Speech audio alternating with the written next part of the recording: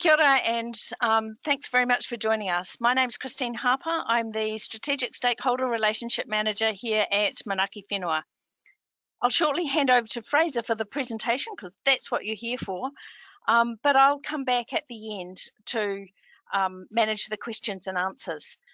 So please put your questions in the chat box as soon as you think of them, and we will do our best to answer as many as we possibly can in the live session.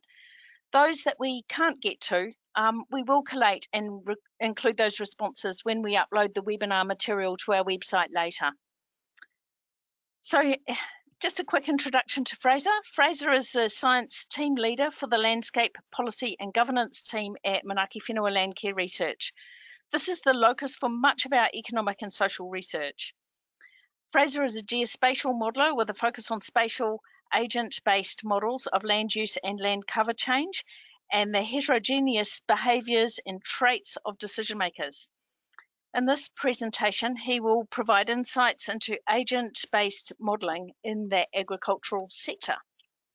All yours, Fraser. Thank you, Christine.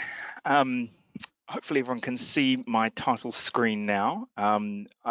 Firstly, I just want to say welcome to everyone and also point out a couple of things. One, as with most scientific endeavours, this is a team effort in relation to, there's a number of other people who I've worked with over the last 7 to 8 years, and they're all listed on the right-hand side there.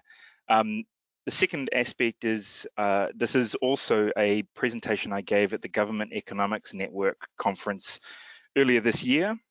So if you are one of the few people who attended that presentation, you will have seen this, presentation. So hopefully you enjoyed a second time. As Christine mentioned, I am the science team leader here at Manaaki Whenua for the Landscape Policy and Governance team. I am a geographer by training and have a specialization in agent-based models of land use, land cover change. So I'm going to talk about some of the work that I've been working on for about the last, as I say, decade or so.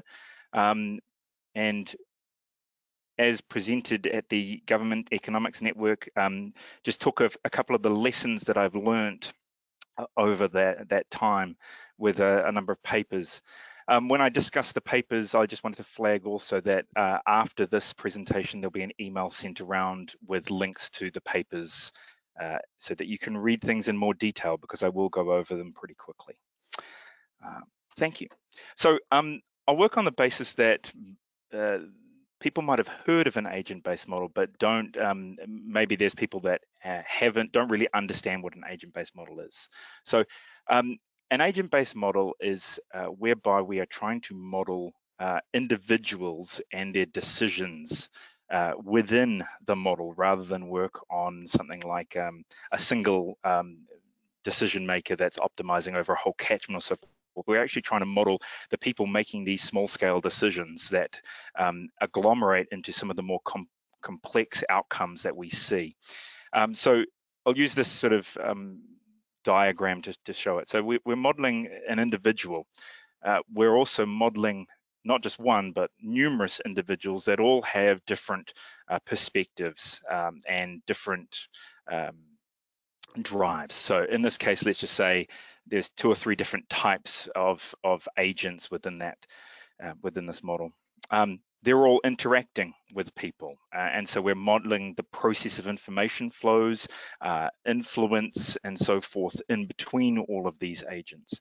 And we're then modeling how those agents make decisions about resources that they have. In this case, and what I'll be talking about later on, is their land that they own and or manage, and the decisions that they make around that. And so yeah, in this case, there might be farms that are broken up and owned by these agents that they make decisions on. And so an agent-based model is really trying to understand and model the various human-based interactions that surrounds these people making decisions on these farms. So I've got four. I broke it up into 4 lessons that I discuss, and this is really focusing on the fact of the rise of a number of aspects within New Zealand today. So, you've got the government enacting the Zero Carbon Act. We've got reforms to the emissions trading scheme. Climate Change Commission just recently delivered its first package of advice. There is a lot of discussions around how agriculture needs to respond to all of these aspects, and the policy drivers, or the policy that needs to be created to support that change. The first one, and I want to point out, when I did this presentation at the Government Economics Network, I sat behind a number of other presentations that were very focused on macroeconomic type models, or models that worked on the basis of sort of rational actor theory and so forth, whereby people will optimize their behavior in line with what's best for them.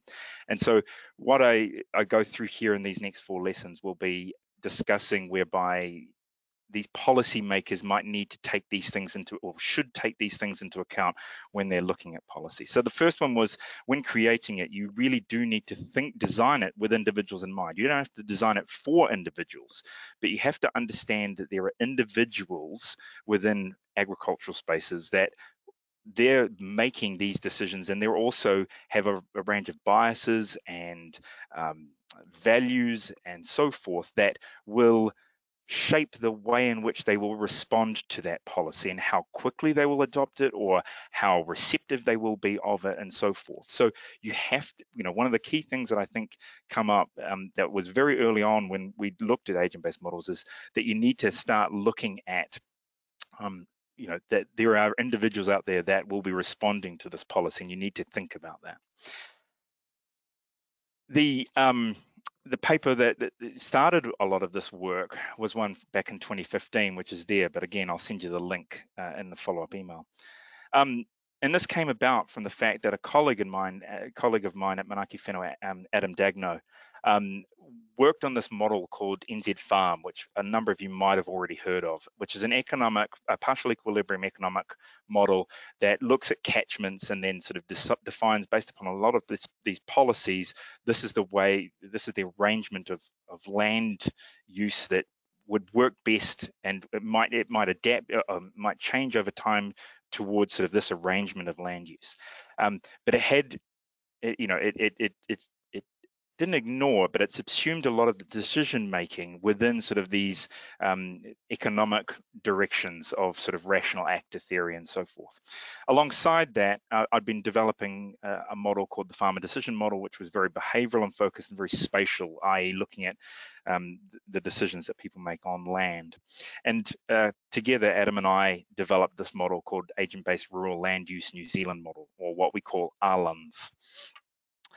So we initially developed this model to explore, and create a model that has a lot of economic fundamentals. It still has a lot of real detailed economic drivers, but it incorporates this sort of the ability to explore this aggregated decision making that occurs in catchments by people who own farms, and their heterogeneous way in which they adapt to policy. And so we developed this in an agent-based modeling framework called NetLogo. We linked it with GAMS, which is the modeling platform that NZ Farm is developed upon, and we used Python to mash it all together.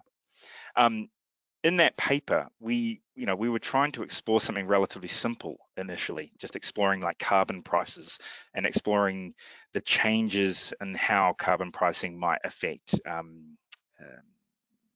and looking at the ways in which different land uses and the different farmers from different land uses might respond to different carbon prices. I won't go through a lot of the details because that's in that paper, and we've got a number of others, but I highly recommend, if you're interested in that paper that was from earlier, can give you some more details. Leading on from that though, and the number one thing that we continue to find is when you are looking at individuals and or people, it's really hard to capture their beliefs, their desires, their intentions, and how they want to make, they will make decisions. And this is one of the biggest constraints on some of these approaches, is we have to understand people well enough for us to be able to model. So we need to go in and collect a lot of empirical data in doing this. So as the second lesson is, while we should be looking, the first lesson was we should be looking at individuals, we also have to recognize that it's really hard to do. And so then we have to acknowledge that it takes a lot of time to get that type of information. This one builds upon another paper whereby we looked at different approaches to setting probabilities around these agents that go into these models. So the paper's there, and again, the link will come back out in a later email. And so what we do, and one of the key things that'll come up is, I'm guessing, is how do we inform how these people respond? And so over the number of years, initially supported by MPI, I worked with a colleague of mine at Manaki Whenua to develop, who developed the survey of rural decision makers. And we've now run this every 2 years from 2015, 2017, 2019, and I think we're about to run the next one later this calendar year.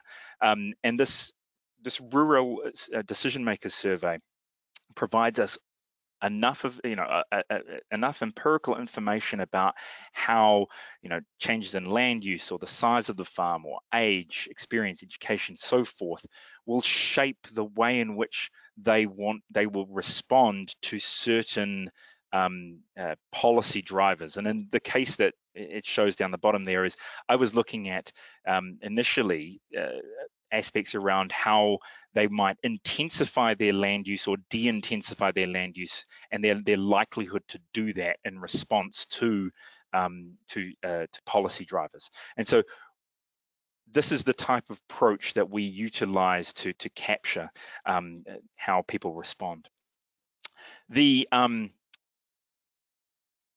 The next aspect is, we don't just capture that data, we have to model these processes in detail. And so we do also model how these processes work. And so we have an overlapping generational model that looks at succession within farmers, within farming blocks, and successes coming on. We can and we have looked at how changes in succession might have effects on the structure of farms. So that's in there. We look at the way in which information networks play a role in shaping these decision makers from both a social perspective, but also the neighbors of the farming units and how that plays a role. So lesson 3 was some things that arose from a recent MB program, and it comes through the fact of the individual's goals don't usually align with the reality of what they will probably get. And so this comes out from a paper that Susie Greenhalgh, who's a portfolio leader here, and I have been working on, and we've submitted it to Ecosystem Services to explore the Rangataiki catchment in the wider Bay of Plenty. And this process, this MB program was looking at around ecosystem services, but it was very much looking at a participatory process to understand possible futures in the catchment and how the community within that catchment have a role in driving some of those aspects. And what we did within that was we sat down with them, as you can see in that photo along the bottom line there, to work with them around, what's a possible future? What would you like to see in the catchment? And they sat down around the table, they drew on these maps, they discussed the changes that they'd like to see also that's not attributed to in the maps around land use. And we came up with numerous scenarios, not just these 2 that are showing here on the screen, but numerous, but these are the 2 that sort of we narrowed down to. And we then took those scenarios away, we ran them through models, we ran them through analyses to produce, this is sort of what the outcomes that you're looking at would result in. And what we were trying to showcase with them is that this is great, but there are other things at play that constrain this future. That these ideas and these things are really important to drive these changes. But we wanted to look at we wanted to showcase to them that there are other things around them that constrain these possible futures. And so what we did was, alongside these scenarios, we modeled utilizing data, data from the catchment. We modeled using an agent-based model to explore like the various ways in which, and policy drivers that we could utilize that would meet or get close to some of these scenarios. And what we see when we ran a lot of these aspects and played with aspects around the strength of their community networks, so in other words, more family-orientated farming, and then we looked at succession rates, and we potentially looked at the loss of successors coming onto the farm, that there was quite a disagreement or a divergence between what their ideals were versus what's possible from the modeling side of things. And a lot of these things there is overlap, or they were happy with, but they're not happy, but they were okay about.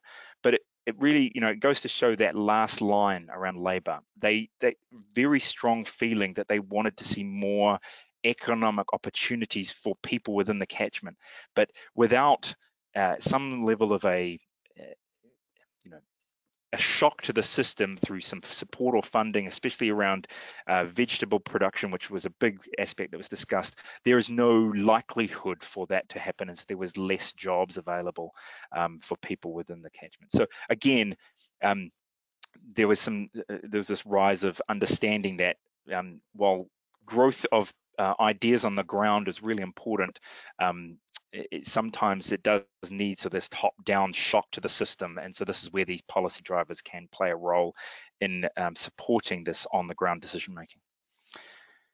The fourth one, and one that's most recent, came about from looking at the fact that just because individuals can change, it doesn't necessarily mean that they will change. And there's a lot of feeling within government that we see that well, they will change because they can. Doesn't mean that they will actually. Just because they could change doesn't mean that they will. And what that comes about from was a PhD student that utilized the agent-based model that we created, David Gowerth, who was based at the University of Cambridge, but had a history of working with us at Manaki Whenua, and is now at Castilia, based up here in Auckland. We explored the fact that climate change will end up costing more than we think, because people adapt a lot less than we assume. And so what this looks at is this concept of the adaptation gap, and we looked at this in the Hikurangi catchment. But the key thing is, if conditions change, could they change land use? That's the first question, and for a lot of people, that's the only question. Yes, they can. In most cases, people can change land use, and they could do something else if conditions changed. But we were really looking at, would they change use, and what's the gap or the lag time that we see in them making that change, and how much money is lost, or from the catchment perspective, through these aspects.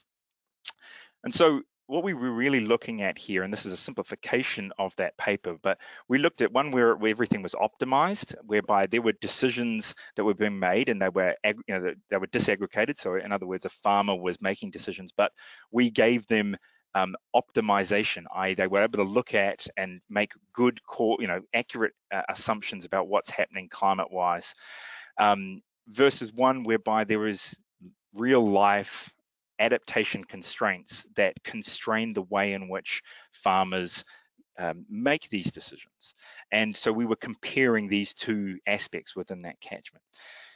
Those constraints range, there was a huge number of constraints, and we went, David and Ian wrote this paper that is down the bottom there, and looked at all of these constraints and the ways in which these constraints played a role in impeding the ability for farmers to make more timely decisions in response to climate change. And so again, if you want to know more about how these all play a role, that paper down the bottom there is very interesting. But what we were doing is we were taking all of these things and then exploring the outcomes from a catchment perspective. And what we found is that the optimized, all the agents were optimized. That the catchment profit was about 18 billion.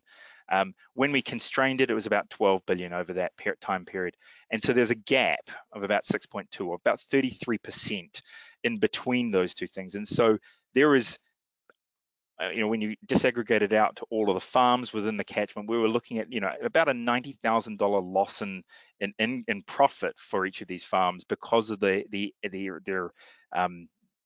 way in which those constraints impede them in responding well enough to these ongoing climate changes that we're expected to see, especially in Northland. And so these are the types of things that we can explore and understand about how these policies might be designed to resolve some of these constraints. And so again, this paper should be able to explore some of those aspects in more detail. So with this process, we are, as a community or as a country, we are underestimating the costs of this adaptation and how we will, how these costs of adaptation, but we're underestimating the loss and damage that climate change will cause within our agricultural community. So it's something that we need to understand and support. So with that, we have been at Manaaki Whenua, when within the landscape policy and governance team, recognizing that there is these pressures on farmers, and policy is only one of these aspects. And so this is an MB proposal that's just gone in the most current round just earlier this year, that's trying to explore the ways in which that if you can understand, farmers are sort of seeing all of these things that are happening around not just climate change, but water regulations and so forth, and they're trying to understand, and they're feeling a little bit overwhelmed by all these changes, and this also adds to this sort of constraint of how well that they make these decisions to respond to these environmental pressures. And so what we're looking at here in this program called Moving the Middle, that's, as I said, just been submitted, is to explore some of the ways in which we can unpack, and if you can utilize the term, look at how we can support the ungumming of the farmers' decisions to make them feel that they have more agency to make better decisions in the face of all of these pressures that they've got on them. That will also have the positive influence on the economy, the environment, the community, and so forth. So just hopefully we get that supported, but this is just something that's been submitted to MB's Endeavour round, and we'll see how that process goes. But with that, I'll open it up to questions. Hey, thanks for that, Fraser. That was a real wild ride through a whole gamut of 10 years of work. We haven't had any questions come in just yet, so if you have got a burning question, please pop that in the chat box now. I had a question though, just one. What do you think is the difference between working on optimization and then versus removing constraints? Are they two different ways that some of those characteristics that inform the decisions could be handled in policy or in other activities? Yeah, look, optimization is a very common and perfectly good way of assuming how people make decisions, and that optimization I'm saying is like the decisions that they make might be to optimize a profit, it might be to optimize reduction on environmental outputs on the farm or so forth. But in most cases, for a lot of economic models, they look at optimizing profit and how they will respond to optimize their profit that comes back on farm.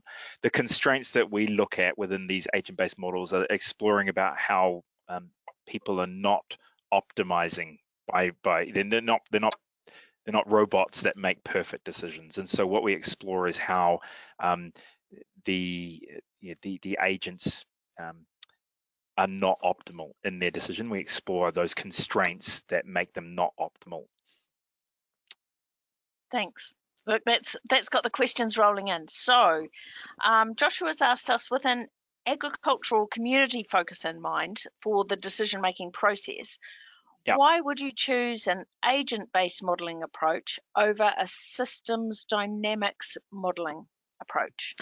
So good point. And from my perspective is system dynamics is exploring the way in which you can influence within these dynamics, but you're not looking at the individual. Again, you're still looking at farmers as one part, as one block within that system. You're not disaggregating farmers into the potentially 1,000 different farmers, and then you're looking at the ways in which farmer networks play a role, and there might be the farmers that people listen to, the farmers that people avoid advice from, and so forth. So this approach enables that to be modeled in more detail, but also we're able to literally, because we're disaggregating a lot of those aspects, we're able to, within the model, play with literally just potentially one seed of information. We can explore a lot more micro-grained policy rather than macro policy that might be at play. And so I'm not again, this is one, and I want to point out I'm actually also quite pro these sort of partial equilibrium models as well. I'm just saying that there is a suite of approaches that are out there that can be used to explore different parts of the system. And so a system model, an ABM, these partial equilibrium, even going up to macro scale, New Zealand-wide trade models, all producing really interesting data. It's just making sure that if you're exploring certain parts, and if you really want to understand how people will respond to this, then you can explore it using an ABM. Great, and I think this next question just follows on from that. And I'm shortening it slightly, but wouldn't it be better just to identify what needs to be done and then align the communication of that to the individual's agency, rather than trying to have the policy account for that at the beginning? So what I'm guessing there is you're saying, let's design. No, maybe I'm getting confused there. Are you saying let's design the policy and not do any modeling? I think it's thinking about what needs to be done and then communicating in a way that people will feel the agency to do it. Absolutely, and that is absolutely part of what Moving the Middle, what we're discussing, is going to be doing. So there's a whole aspect around narratives within that proposed research program to explore how we present this information and how that information get presented to ensure better uptake. An ABM is sort of the aspect that we've been utilizing over the last 10 years to explore that sort of macro scale catchment or region-wide policy drivers and the way in which people will respond to that. We're moving more to the disaggregated approach to how we present those policies and design it, which comes from this. But I do think that agent-based models play a distinct role in exploring that in more detail as well. If we're able to explore and understand how these agents might respond to different policies and the way in which they're presented, we can explore the uptake of that, and then also explore how it might hit 5% of the population, but they're the vocal people that then talk to the other 95 that gets more of that group of farmers to respond to that policy.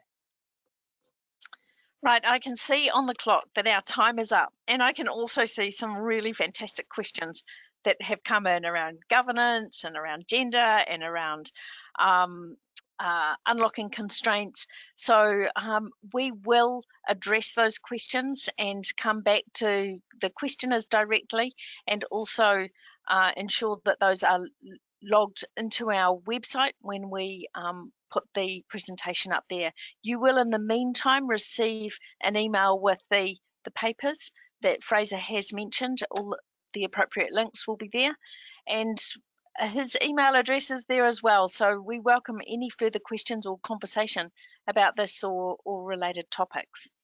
And then just signing off from me, we will be back with another LINKOnline Webinar on the 11th of May, and we're going to be tackling some biosecurity questions just for a change. Look forward to seeing you then. Watch your email inbox for the invitation. Thanks. Bye for now.